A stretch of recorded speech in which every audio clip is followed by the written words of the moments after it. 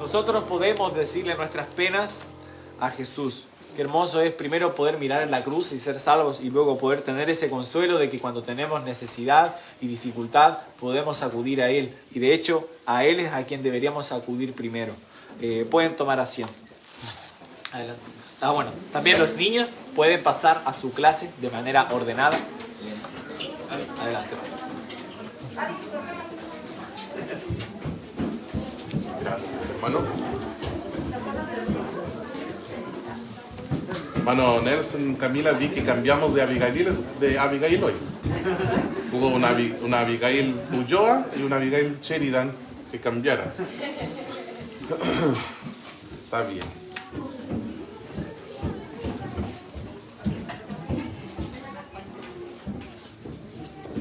Si quieren adelantarse, eventualmente vamos a estar en Juan 20.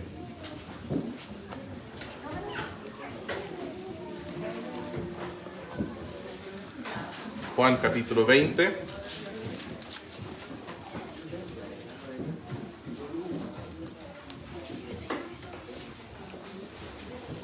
Y quiero pedirle disculpas, hermanos, por la influencia de Annie en la vida de Maika, por ese chiste que hizo.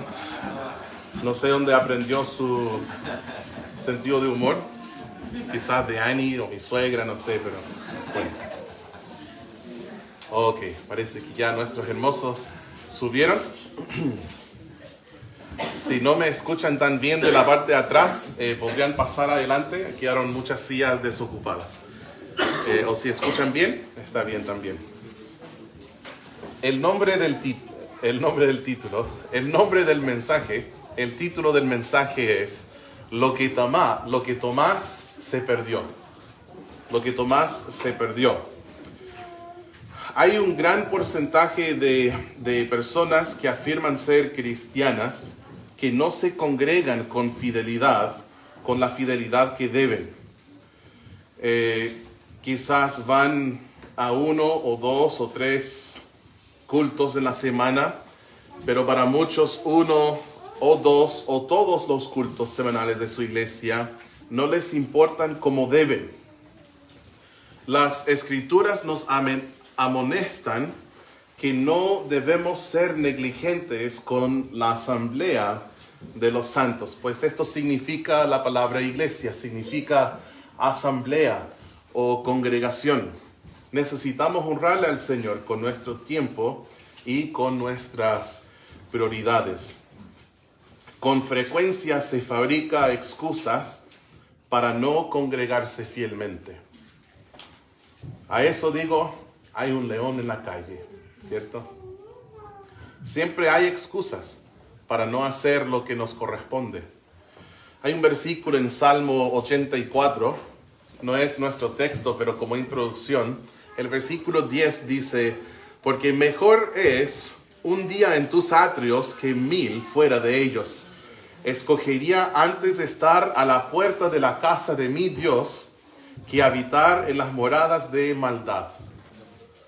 Ante todas las opciones que nosotros tenemos de parte del mundo, todos los goces mundanales que nos puede ofrecer aquí en esta vida, nosotros debemos preferir mucho más estar en la casa de Dios. Y para usar esa ilustración o imagen que usó el salmista, podemos decirlo de esta manera: mejor sería ser un portero en la casa de Dios que morar en las moradas que habitar en las moradas de maldad. Yo prefería mucho más simplemente estar en la puerta de las instalaciones de la iglesia que estar en el mundo. Hay un empresario. ¿Quién aquí ha escuchado el nombre JC o JC? JC Penney. Penny. ¿Alguien ha escuchado de él o no? El único, Miguel Palacios. Bueno, JC Penney es uno de los empresarios más exitosos en toda la historia de Estados Unidos. Para los estadounidenses es un nombre que no hay ningún estadounidense que no sepa ese nombre. ¿Por qué? JC Penney empezó una tienda y esa tienda ahora está en todas las ciudades de todo el país. o sea, miles y miles de localidades. Su tienda es parecido a un Ripley o a una Becedín, una Falabella, ese tipo de cosas. Yo de niño siempre iba a JCPenney con mi mamá. Todo el mundo conoce JCPenney allá en Estados Unidos.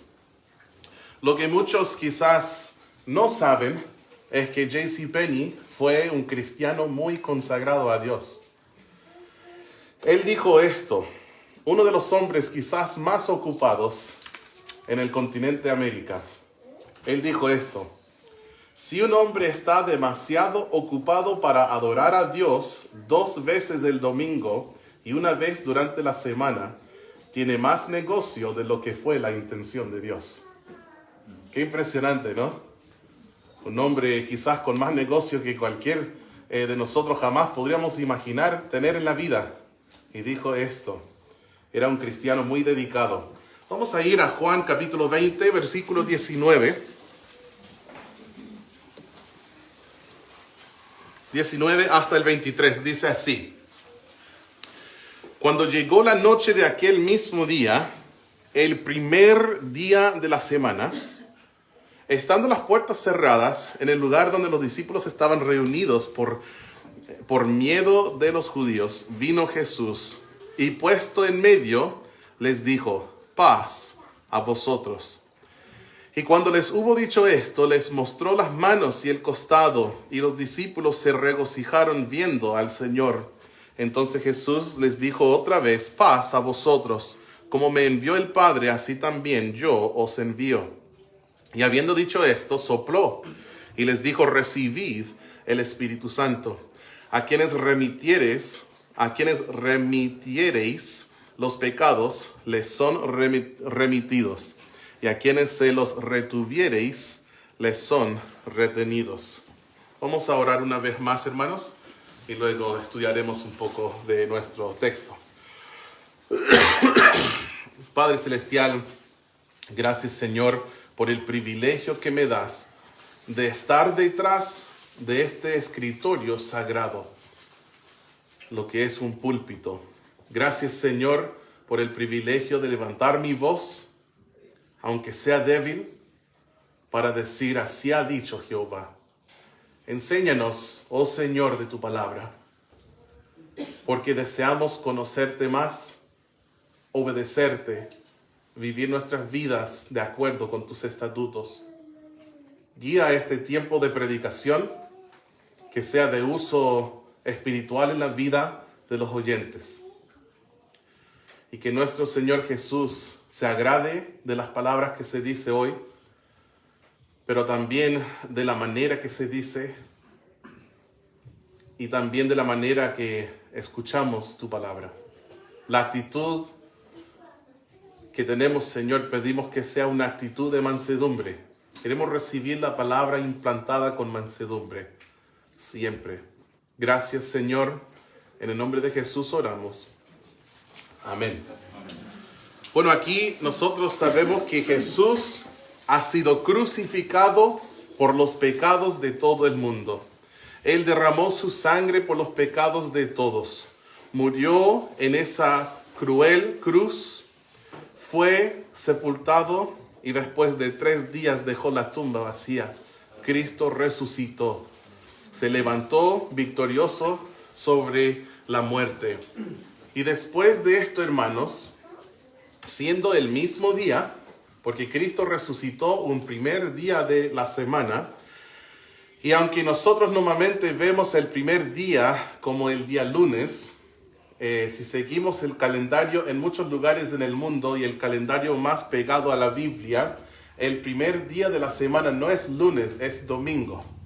Y el 7º día de la semana, que es el día que era el día de reposo para los judíos, es el día sábado. La semana termina el sábado y el domingo es el primer día de la semana. Entonces Cristo ha resucitado.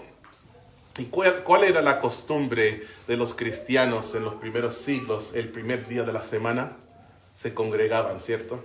¿Y cuál es la costumbre de los cristianos hoy en día? El primer día de la semana seguimos congregándonos. Es por eso que nosotros estamos aquí presentes. Entonces, en nuestro texto, Jesús ha resucitado y el Cristo resucitado visita a la iglesia de Jerusalén, la cual fundó, ¿ya? Y se les aparece a ellos. Sin embargo, sucede algo triste. Uno de sus discípulos no estuvo. Miren lo que dice el versículo 24. Dice, pero Tomás, uno de los 12, llamado Dídimo, no estaba con ellos cuando Jesús vino. Por eso he puesto por título, lo que Tomás se perdió. Tomás faltó a un culto en la iglesia de Jerusalén. ¿Qué significa culto? Servicio, reunión, ¿cierto? Un tiempo en que la asamblea se congrega. Y Tomás faltó. ¿Qué se perdió por faltar a ese culto? Vamos a investigar el tema juntos para ver cómo nosotros también nos perdemos las mismísimas cosas hoy en día cuando faltamos a las reuniones de nuestra iglesia. 1. Tomás perdió compañerismo y comunión con los discípulos. Tomás perdió compañerismo y comunión con los discípulos. En el versículo 19 dice, cuando llegó la noche de aquel mismo día, el primero de la semana, estando las puertas cerradas en el lugar donde los discípulos estaban reunidos por medio de los judíos, vino Jesús. O sea, el primer día de la semana, los discípulos estaban reunidos allá en este lugar. La palabra iglesia significa asamblea o congregación. Iglesia en realidad es una palabra griega. Originalmente no fue una palabra castellana. En griego se dice eclesia, lo cual suena igual a su versión castellanizada, iglesia. Si en vez de castellanizar esa palabra se hubiese traducido, se traduce a asamblea o congregación, o incluso reunión de personas. Efectivamente, nosotros podríamos poner nombre de la iglesia y podríamos nosotros ser congregación bíblica sumergedora, porque la palabra bautista también es una palabra castellanizada que significa sumergedor. O nosotros podríamos ser asamblea bíblica sumergedora. Ese es nuestro nombre. Nosotros somos la iglesia bíblica bautista. La palabra iglesia no es mala palabra, pero sí es mala palabra cuando se convierte en la mente en ese concepto romano de que el edificio es la iglesia. Pero bíblicamente no vamos a encontrar eso en ninguna parte. Tengamos cuidado de no llamar a este lugar la iglesia. No, la iglesia está sentada aquí y está en el segundo piso. Y algunos quizás que deben estar, están en otros lugares. El lugar de reunión no es muy importante, pero lo que sí es infaltable es el reunirse. Una congregación que no se congrega no es una congregación, ¿cierto? No podemos decir es una congregación mientras no se congrega, porque no es una congregación. No puedes decir es mi iglesia cuando no te congregas con aquella congregación. ¿Entiendes? Es como obvio, pero a veces las cosas obvias son las que olvidamos, ¿verdad? Una congregación que no se congrega no es una congregación. Por eso, hermanos, durante la pandemia, nosotros en ningún momento jamás dejamos de reunirnos.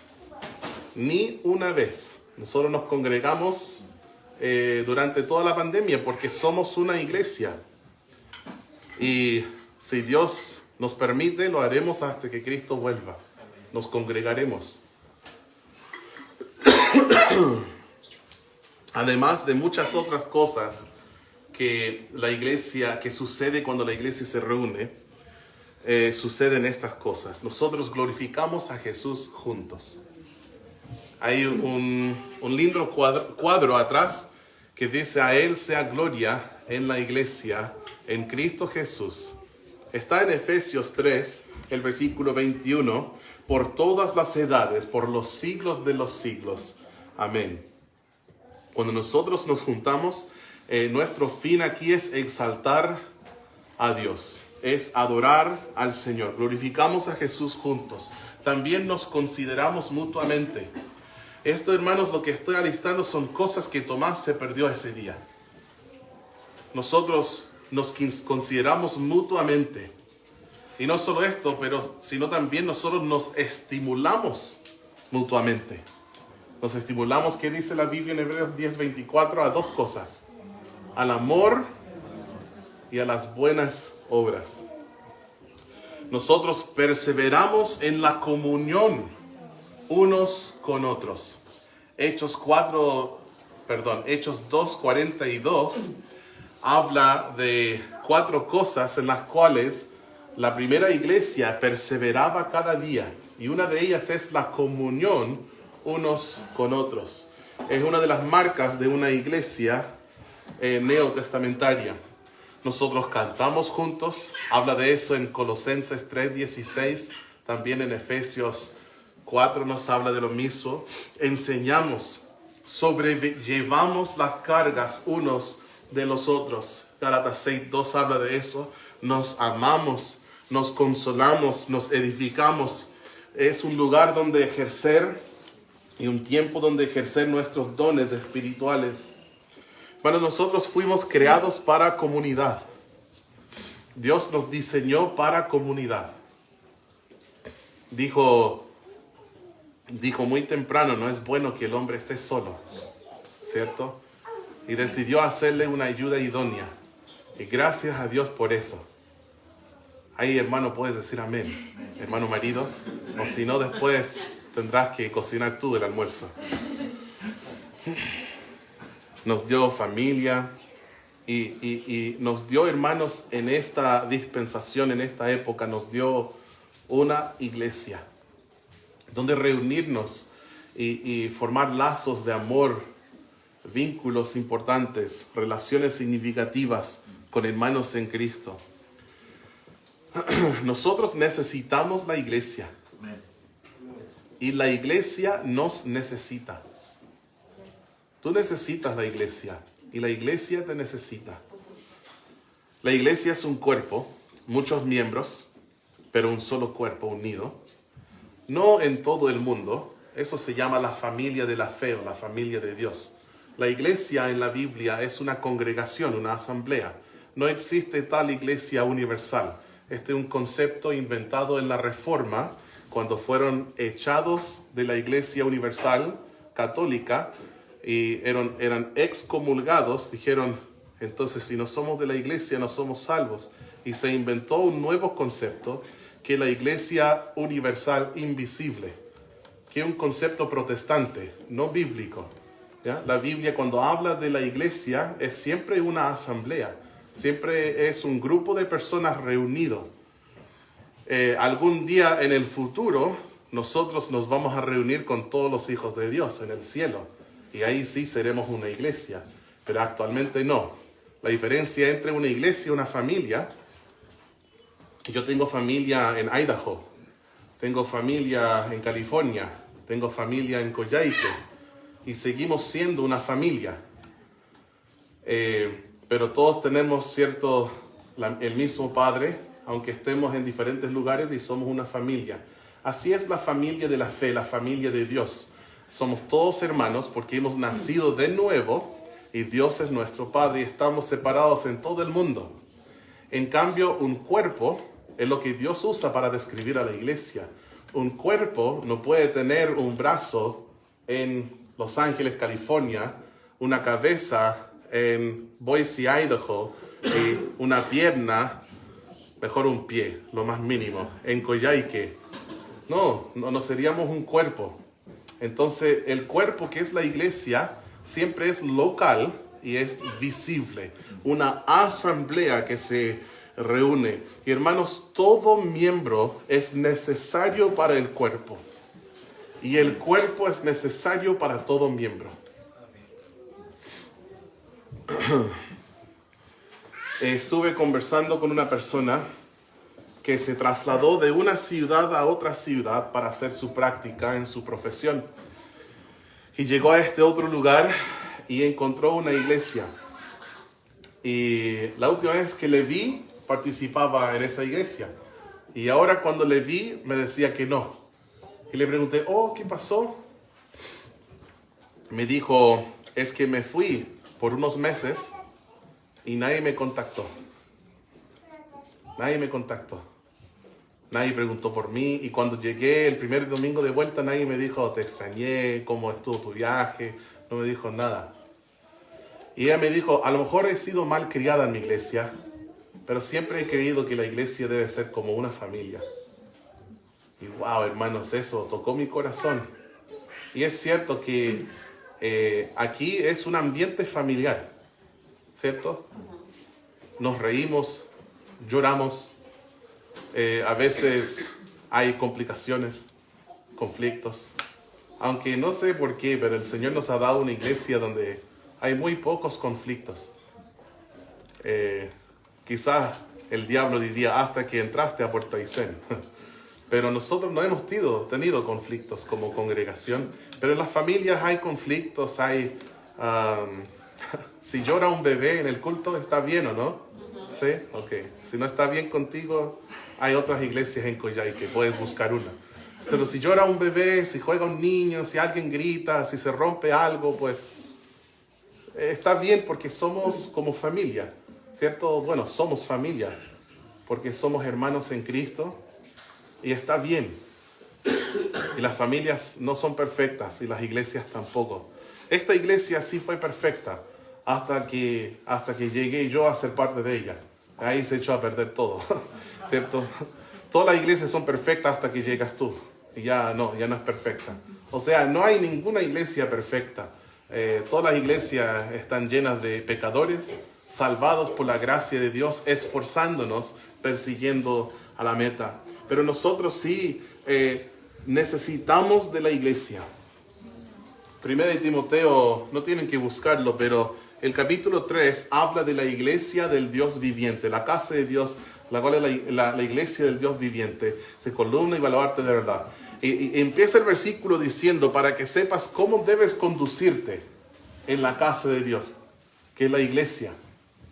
Entonces, 1 de Timoteo es un libro que nos da bastante instrucción sobre la iglesia. Es un libro que nosotros conocemos como una carta o epístola pastoral. Entonces hay mucha instrucción para los pastores en Timoteo 1 y 2 y también en Tito. Y el capítulo 5 de 1 de Timoteo se trata todo de un ambiente familiar. Habla de cuando hablas con los hermanos mayores, hazlo como a un papá. Cuando hablas con las hermanas mayores, interactúa con ellas como a una mamá. A las hermanas menores como una hermana. O sea, es un ambiente familiar la iglesia. Y debe ser así. Amén. ¿Qué perdió Tomás? Perdió compañerismo y comunión con los discípulos. Número 2. Tomás perdió la oportunidad de ver a Jesús. Yo creo que ese es el punto principal. El punto principal. A veces el domingo o el miércoles sucede algo impactante que cambia la vida. Pero algunos faltan y uno quisiera decir, lo que perdiste. Ese día, quizás Tomás, no sé qué hacía Tomás porque no nos dice, ¿cierto?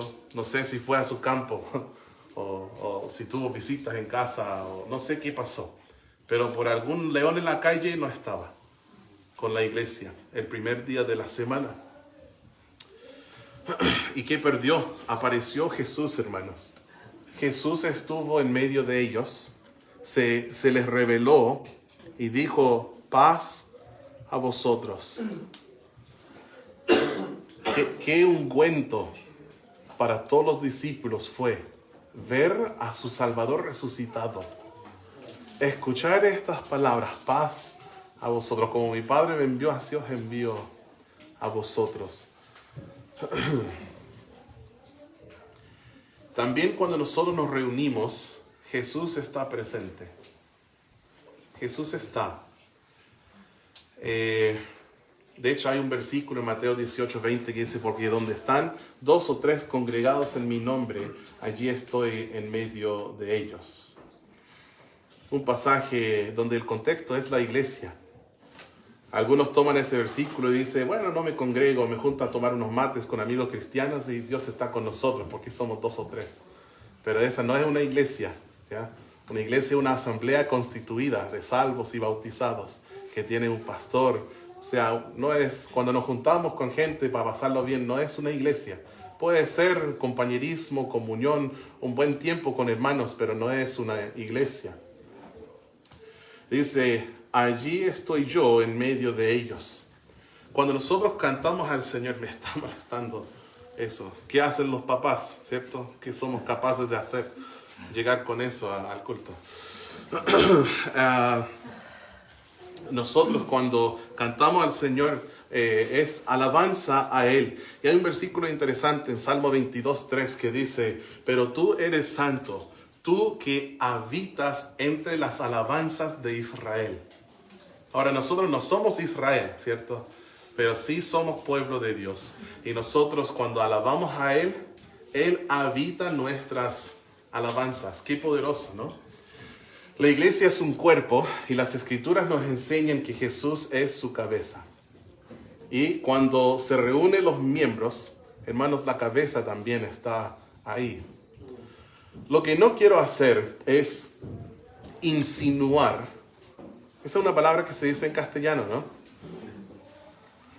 No quiero que pensemos que Jesús está en el culto, pero no está en el lugar donde un cristiano infiel prefirió estar. No quiero decir esto. No es que Dios está aquí, pero no está en la casa, o no está en el campo, o no está en el lago, en el bote pescando. Dios es omnipresente. Eso sí es claro.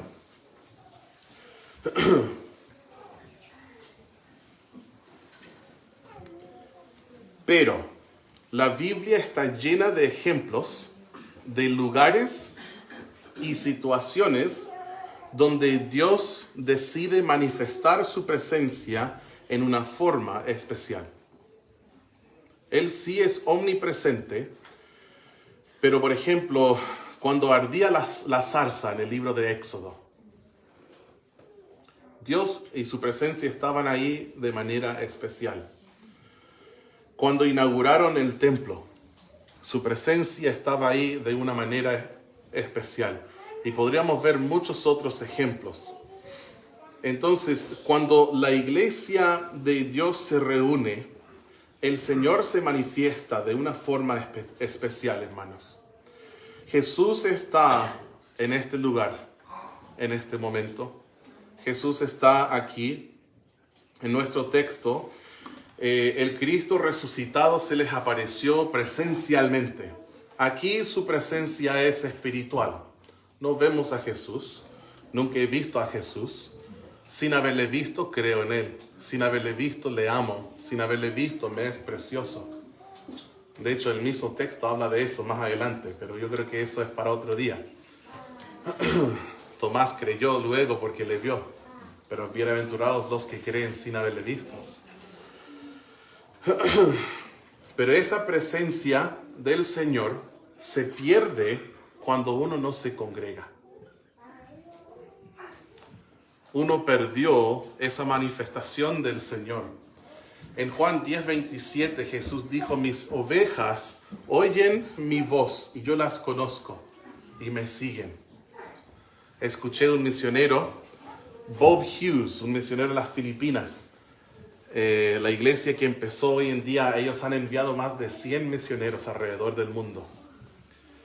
Y el misionero Bob Hughes predicó una vez un mensaje, y es un mensaje que se escucha así como, porque es de hace como, no sé, 50 años atrás, y la grabación no era muy buena. Y yo recuerdo que él dice, está predicando y dice, yo no les ruego a los cristianos que se congreguen. Tenía mucha autoridad con su voz. Yo no les ruego a los cristianos para que se congreguen. Yo les enseño que Jesús dijo, mis ovejas oyen mi voz y me siguen. Y que esto significa al culto también. Así dijo. Y es cierto. Nosotros seguimos a Cristo. Y Cristo es la cabeza de su iglesia. Y cuando la iglesia, los miembros se reúnen, ahí está Él. Y nosotros debemos seguirle hasta también a los cultos. Punto número 3. Tomás perdió el mensaje de Jesús. El mensaje de Jesús. En los versículos 19 al 23, que es el texto completo, nosotros vemos el mensaje de Jesús, donde están las palabras de él en rojo, donde Cristo les habló a los discípulos diciendo diferentes cosas. Y Tomás perdió este mensaje, perdió el mensaje de la gran comisión, de la paz de Cristo y también sobre el Espíritu Santo. ¿Qué pierdo cuando no estoy presente en las reuniones de mi iglesia? Pierdo el mensaje de Dios para mi vida. Pierdo el mensaje de Dios para mi vida.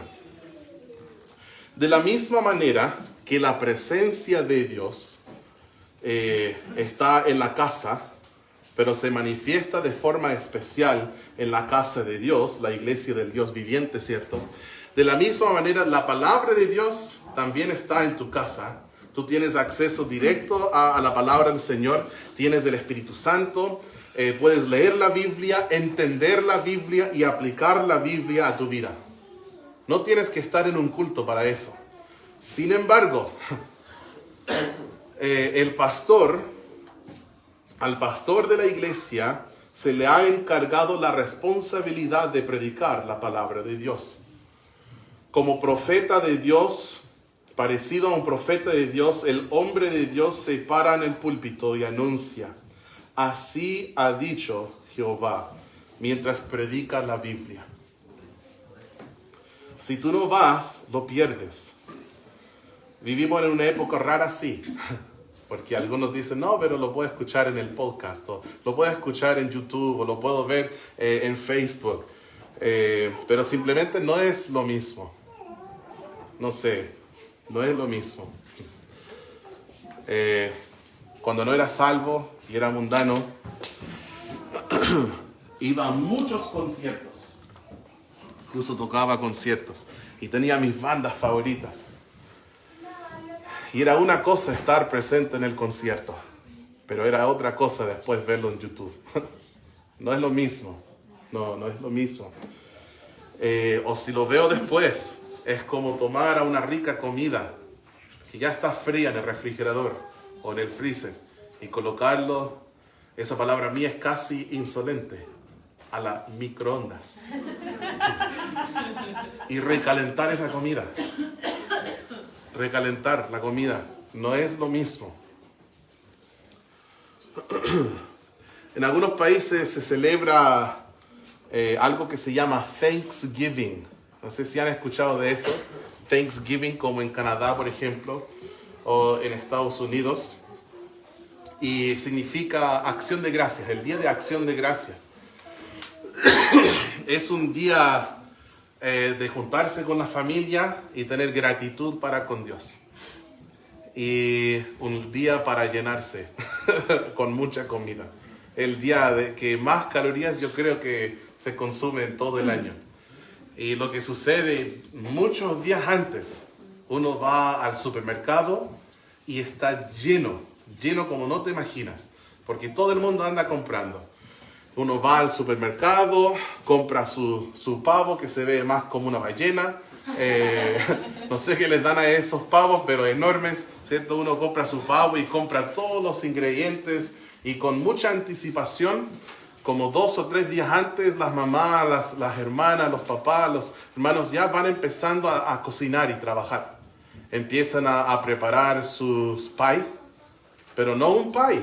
Puede ser un pie de manzana, puede ser un pie de calabaza, que es un poco raro quizás para ustedes. Puede ser un pie de cereza. Puede ser, y puede haber 3, 4, 5, 6 pies. Es solo uno de los postres que hay. Y eso se va preparando días antes. Luego hay que descongelar el pavo. Entonces el día anterior el pavo está en el lavaplatos todo el día descongelándose, 24 horas. Y la mamá o papá o quien sea, en mi casa era mi abuelo, que hacía el pavo, se levantaba de madrugada, ¿cierto? Cuando ni las gallinas están poniendo huevos. Y se levanta y prepara su pavo y lo coloca en el horno. Y todo el día cocinando, y ese rico olor llenando la casa, hay olor a Thanksgiving, por el pavo. ¡Oh, qué rico! Y la masa para el pan, se hace normalmente panes individuales, y esa masa se hace 1 o 2 días antes para que se vaya fermentando y para que se leude bien. O sea, es todo un proceso largo para esa comida. Las compras, las invitaciones, hay que armar la casa porque entran, no sé, 30, 40 parientes en tu casa donde solo entran 20 normalmente, quizás máximo. Las decoraciones, ordenando la casa, fingiendo como que la casa siempre está limpia, cuando sabemos que nunca lo es. Bueno, en mi casa sí, siempre está limpia. A lo mejor en la tuya no, pero en la mía sí. ¿Ven? Tanto trabajo, hermanos, preparando, cocinando un banquete. Pero imagínate, si después de todo esto, los convidados simplemente no llegan. Y en la mayoría de los casos, tampoco se excusan. Así es cuando el varón de Dios prepara un banquete espiritual y simplemente no llegas. Dios le dijo al pastor, en 1 de Pedro 5, por ejemplo, apacentar la grey o el rebaño de Dios. Apacentar significa dar comida, alimentar. Uno de los trabajos del pastor, nosotros lo estudiamos anoche en el Instituto Bíblico, en Efesios 4, versículo 12. Uno de sus fines es la perfección de los santos para la obra del ministerio, la edificación del cuerpo de Cristo. Esa palabra perfección me hace pensar mucho en el versículo que primero compartió, parece que fue Pablo, sí, de Proverbios 30, versículos 5 y 6, toda palabra de Dios es limpia. Luego Luis compartió 2 de Timoteo 3:16, que dice, toda la escritura es inspirada por Dios y útil para enseñar, para redarguir, para corregir, dice, y para instruir en justicia, o para instrucción en justicia, y para instruir en justicia, a fin de que el hombre de Dios sea perfecto, enteramente preparado para toda buena obra. Si uno puede leer y debe leer la palabra todos los días en casa para entenderla y obedecerla, aplicarla a la vida, lo único que uno necesita es una Biblia y el Espíritu Santo para entender. El Espíritu Santo se conoce como una unción en 1 de Juan, y por esa unción no tenemos necesidad de que nadie nos enseñe. Podemos comprender las Escrituras, pero habiéndonos enseñado eso, Dios igual dijo al pastor que prediques la palabra, que instes a tiempo y fuera de tiempo. Redarguye, reprende, exhorta con toda paciencia y doctrina. El trabajo del pastor es alimentar espiritualmente al rebaño. Entonces sí hay comida espiritual en otros lugares, pero una de las fuentes principales que Dios quiere para nosotros es escuchar prédica de la palabra de Dios. Por eso cuando un pastor me invita a predicar, sea mi pastor en California, o el pastor en Lanco, o en Comodoro Rivadavia, o Puerto Montt, o en La Serena, donde fuimos hace poco, siempre lo considero algo muy grave, algo muy serio. Porque es un escritorio sagrado, el púlpito. Si el pastor te da la oportunidad de enseñar la palabra aquí o en otra iglesia, tómalo como algo muy serio, porque es el trabajo que Dios ha puesto en los hombros del pastor y Él está confiando en ti.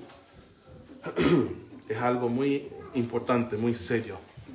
Tomás lo perdió. Jesús preparó día de acción de gracias y llegó y Tomás no estaba. Lo que Tomás se perdió. Número 4, Tomás perdió la paz y gozo que Jesús ofrece. En el versículo 19, palabras tan dulces a los oídos de los discípulos, Jesús les dice, paz a vosotros. Y en el versículo 20 dice, cuando les hubo dicho esto, les mostró las manos y el costado, y los discípulos se regocijaron viendo al Señor. Les dio gozo, se regocijaron, se gozaron. Gozo y paz ofrece Jesús. Él dice en Juan 14, 27, la paz os dejo, mi paz os doy. Yo no os la doy hoy, perdón, es difícil decir. Yo no os la doy como el mundo la da. No se turbe vuestro corazón ni tengan miedo. La paz de Dios y su gozo inefable son una bendición. Y cuando nosotros nos congregamos es un gozo y recibimos la bendición de la paz de Dios. En cambio, cuando no nos congregamos, el Espíritu no nos deja tranquilos. O sea, no sentimos paz. Y eso es bueno, porque no debemos sentir paz cuando estamos desobedeciendo al Señor. Y a fin de cuentas, el no congregarse es desobediencia. Hebreos 10:25 dice, no dejando de congregarnos como algunos tienen por costumbre, sino exhortándonos, y tanto más cuanto veis que aquel día se acerca. Yo sé que a veces hay razones justificables para no congregarse. Y todo el mundo entiende eso. Pero para estar sentado en el sillón, en tus calzoncillos, viendo Netflix, no es justificable. ¿Me entienden? Si hay un carabinero y está de turno trabajando, obviamente no se puede congregar. Todo el mundo va a entender eso. Pero en el trabajo, si dicen, estamos ofreciendo horas extra y vas a ganar tu sueldo y medio, no sé cómo se dice eso en castellano, pero vas a ganar el doble de tu sueldo, alguien está interesado, es para el día domingo. No vayas a levantar tu mano, ese es el día del Señor para congregarse, ¿cierto? Oh, es que me tocó trabajar lamentablemente. No es lamentable, es algo que escogiste. Debemos preferir, escogería antes, ¿cierto? Estar a la puerta de tu casa. Santiago 4:17 dice, es un versículo corto, sencillo, pero poderoso para aplicar en muchas áreas de la vida. Dice, al que sabe hacer lo bueno y no lo hace, le es pecado. ¿Qué es lo que se perdió Tomás cuando no se congregó? Harto, hermanos. Perdió bastante. No faltemos a los cultos de nuestra iglesia. ¿Saben lo bueno? Si uno se equivoca, la otra semana va a haber otro culto. En el 25 dice así, le dijeron pues los otros discípulos, al Señor hemos visto. Justo cuando dice que Tomás no estaba. Al Señor hemos visto.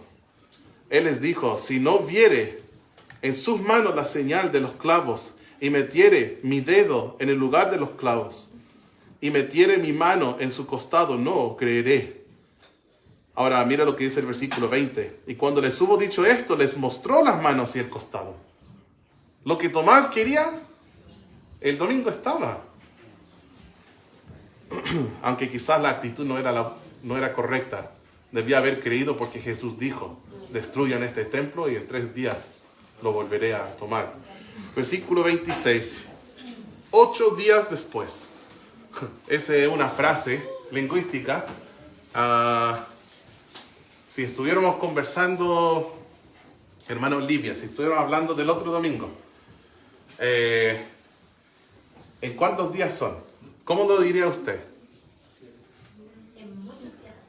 En muchos días. Yeah. Política. No. ¿Qué diría?